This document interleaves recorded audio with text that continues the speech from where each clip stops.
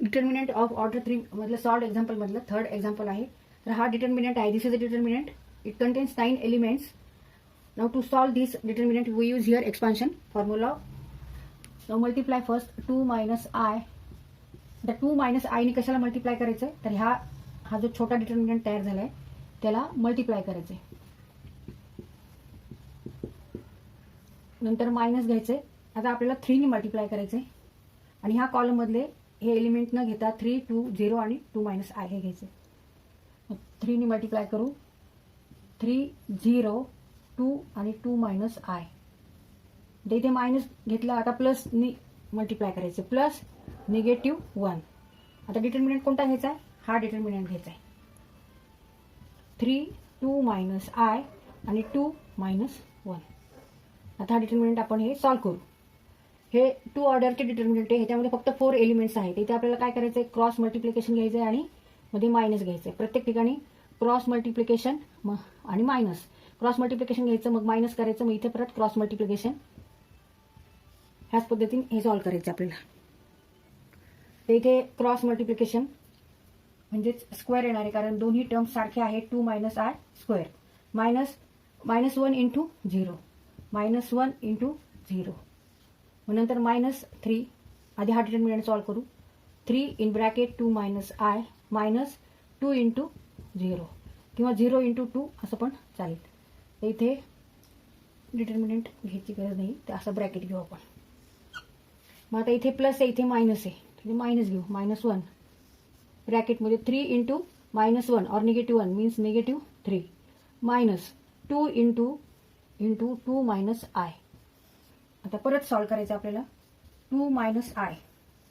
तर यांचं मल्टिप्लिकेशन घ्यायचं आहे. इथे कोणता फॉर्म्युला वापरणार आपण, a minus b square equal to a square minus 2ab plus b square. हा एक्सपान्शन फॉर्म्युला आहे, हा इथे वापरायचा. 2 मायनस आय म्हणजे here a equal to 2 and b equal to i. a square means 2 square 4 minus 2ab 2 into 2 into i plus i square. आता इथे negative, इकडे negative आहे. दोन्हींचं मल्टिप्लिकेशन इक्वल टू पॉझिटिव्ह. पण इथे 1 इंटू 0 आहे, म्हणजे इथे 0 येणार. 1 इंटू 0 0. मी लिहिलं नाही तरी चालेल. आता मायनसचं चिन्ह -3 इन ब्रॅकेट ह्याने याला मल्टिप्लाय करायचे. 6 -3 इंटू आय 3i आणि 2 इंटू 0 0 एवढंच आहे. तिथे -3 -2 into 2 4 minus minus negative become positive 2i. आता हे परत आपण सॉल्व्ह करून घेऊ. 2 minus i 2 square 4 minus 2 into 2 4 4i i square means -1. Put here i square equal to -1 -3 into 6 18.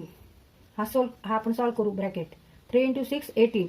Negative become here positive. 3 into 3i 9i minus इथे पण minus आहे. Negative become positive. 1 into 3 3 negative positive. 1 into 4 4 negative positive 2i. आता ह्याला multiply करून घ्यायचे. आता इथे 4 आणि -1 आहे. 4 -1 इक्वल टू 3 म्हणजे 3 minus 4i 2 minus I minus. आता इथे 18 आहे. -18 3 आणि 4. ते आपण इथे हे सॉल्व्ह करू. 3 प्लस 4 7 अँड -18 मीन्स -11. नाव हे 9i आहे आणि हे निगेटिव्ह 2i आहे. इथं मायनसचं चिन्ह आहे. 9 मायनस 2 7 प्लस 7i.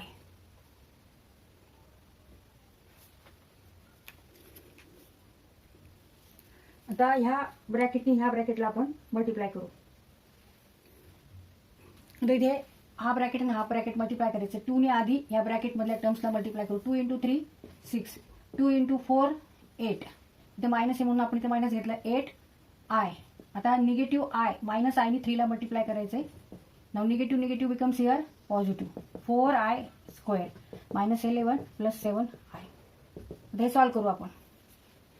आता 6 आणि 11 6 11 इक्वल टू -5. नंतर -8i आणि -8i negative 3i 11i negative 11i and plus 7i 7 आणि 3 10 11 4i minus 4i I square equal to negative 1 therefore negative 4 I square equal to negative 1. Now negative 4 and negative 5 and negative 4 negative 9 minus 4i. तर हे आपलं answer आलेले आहे. therefore answer is -9 minus 4i or -9 negative 4i. तर इथे हे उत्तर आहे. तर हा डिटर्मिनंट सॉल्व्ह करताना आपण हा किती ऑर्डरचा होता 3 ऑर्डरचा त्याच्यात 9 एलिमेंट्स होते. मग याच्यासाठी आपण एक्सपान्शन फॉर्म्युला वापरला ऑफ डिटर्मिनंट ऑफ ऑर्डर 3 चा.